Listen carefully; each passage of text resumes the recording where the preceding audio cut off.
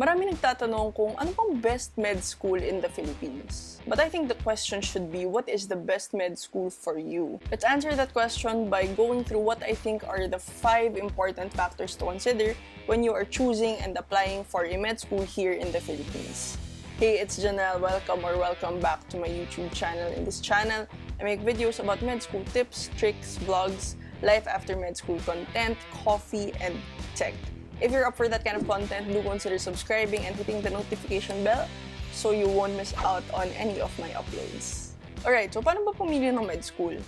Tignan mo lang tong 5 to. So these are not listed according to order of importance because that would depend on you. I suggest that you rank them according to which of these factors would bear the most weight for you, and add other factors that I might have missed. And if you really want to be objective about it, you can assign a grading system and like give them a tally or give them an overall grade for you to be able to objectively assess kung ano ba yung best med school for you.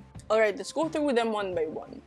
First one would be location. If it's near your house, then you'd have less travel time, more time to rest, study, merong tagapagluto sa'yo, and walang additional expenses compared to if you will be boarding and lodging in a condo or in a dorm. The only con here is that you will still be dependent on your parents kasi when you live alone, you have that sense of independence compared to when you still live in your parents' house. Although, if you really think about it, even if you live alone, you're still dependent on your parents unless meron ka ng source of income. It would really take a long time before we become independent as doctors.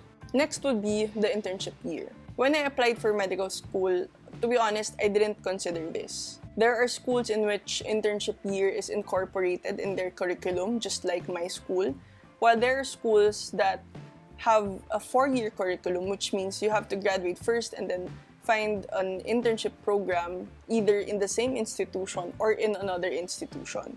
I made a separate video on this, on postgraduate interns versus senior interns. You can check it out for more information. But in a nutshell, a 4-year and a 5-year curriculum have their own advantages and disadvantages. For example, you won't have to worry about matching if you are in a 5-year curriculum because the internship is already incorporated in the curriculum, like what I said. But in a 4-year curriculum, you work as a postgraduate intern where you earn a little stipend compared to when you were an intern in a 5-year program, you don't earn anything during your internship year. Well, that's just for my institution. I'm not so sure about other 5-year institutions. So maybe you can comment below kung meron ba kayong kinita. But for us, we didn't have any income as interns in our program.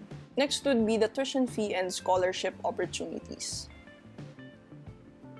Tuition fee is one of the most practical factors to consider in my opinion. Make sure to research about this so that your family will be financially prepared to send you to med school. I've also made a video on tuition fee and scholarship opportunities in my institution, St. Luke's College of Medicine, so you could check it out. I'll link it up here or link it down there.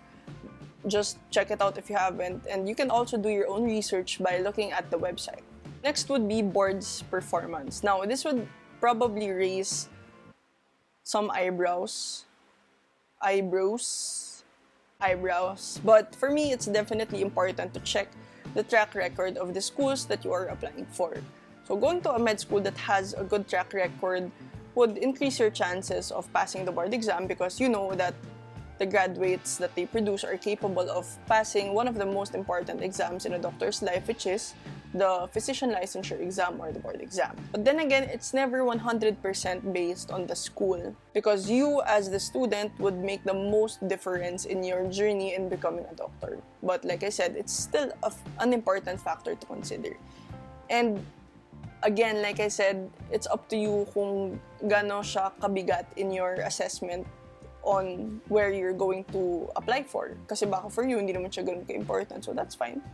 Let's move on to the next and last factor, which is environment and student life. So according to a lot of people I see on social media, environment and student life is slowly becoming one of the most important factors to consider when you're applying for a med school. And I kind of agree with that. You will be choosing an environment where you will be staying for 4 to 5 years, so I think choosing the kindest one would be a wise decision. Med school is difficult in itself, so like I said, it's a wise decision to pick the school where there are not a lot of batchmates who are competitive, or where there are kind and great professors. In my experience, people from my med school and actually a lot of new doctors now are slowly shifting from an environment that is toxic and burnout inducing to a more healthier and kinder and compassionate environment.